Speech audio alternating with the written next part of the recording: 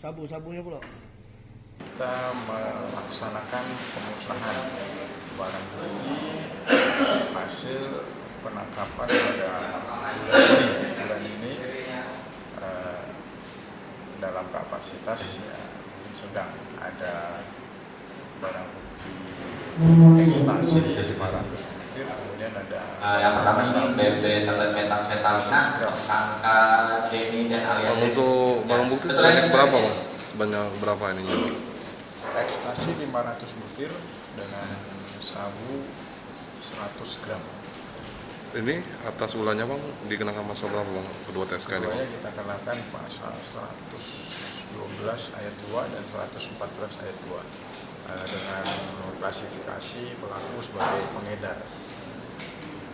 Ini hasil tangkapan kapan ini bang?